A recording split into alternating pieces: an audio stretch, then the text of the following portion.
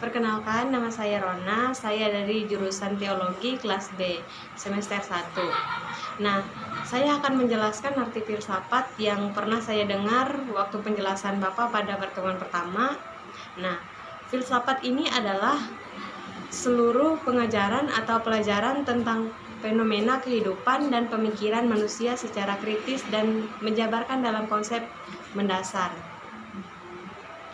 Sebuah ilmu yang menjadi induk pelajaran pada saat ini, dan ilmu ini adalah yang bernama filsafat. Pengertian filsafat adalah induk dari segala pembelajaran. Ada yang mengartikan sebagai pandangan hidup, sebagai kata-kata yang bernilai tinggi, dan yang terakhir ada juga yang mengatakan filsafat adalah kata-kata yang membingungkan. Nah, ada beberapa istilah yang dipakai untuk kata filsafat. Dalam bahasa Indonesia, filsafat disebut dengan filsafat, dalam bahasa Arab disebut filsafah, dalam bahasa Inggris disebut filosofi, dan dalam bahasa Jerman, Belanda, dan Prancis disebut filosofie. Semua istilah itu bersumber pada bahasa Yunani, yaitu filosofia. Yang pertama, philen berarti cinta atau mencintai. Philos berarti teman, dan sophos berarti bijaksana, dan sophia berarti kebijaksanaan. Nah, di sini saya akan menjelaskan ada juga yang dengan kata lain, kata filsafat ini dapat disimpulkan sebagai sebuah cinta akan kebijaksanaan atau sebuah keinginan yang sungguh-sungguh akan sebuah kebenaran yang sejati. Nah, berfilsafat merupakan sikap ingin tahu terhadap apa saja. Berfilsafat juga adanya dorongan dalam diri kita untuk mengetahui apa yang telah kita ketahui dan apa yang belum kita ketahui. Berfilsafat itu artinya mengoreksi dari secara sakral seberapa jauh sebenarnya sebuah kebenaran yang kita cari dan yang telah kita jangkau.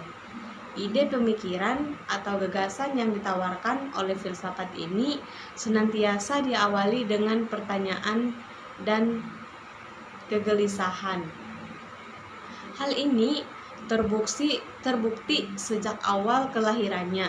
Filsafat selalu bermula dari pertanyaan.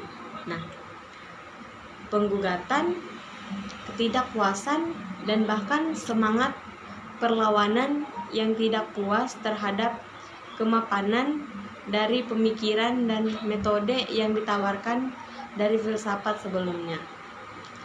Filsafat berlaku bebas terhadap diri kita sendiri. Kita ingin menerimanya atau tidak menerimanya, karena hal itu berawal dari pikiran kita masing-masing.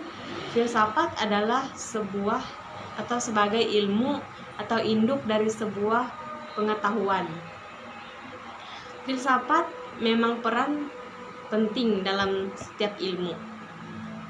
Pengetahuan dalam alam dan ilmu pengetahuan sosial itu awalnya bersumber dari filsafat yang dibicarakan pada filsuf Yunani pada abad-abad yang lalu.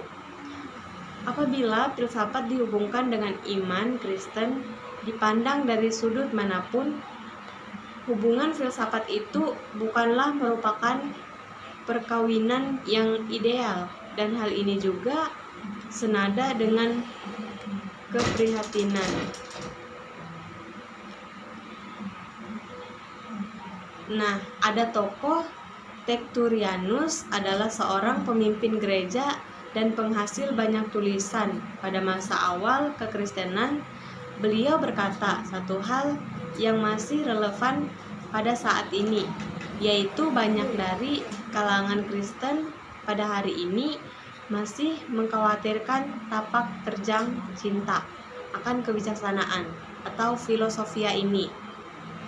Nah, karena tidak sedikit filsafat yang terbangun bukan hanya tidak berasal dari firman Tuhan, malahan filsafat antesis secara likal terhadap Alkitab.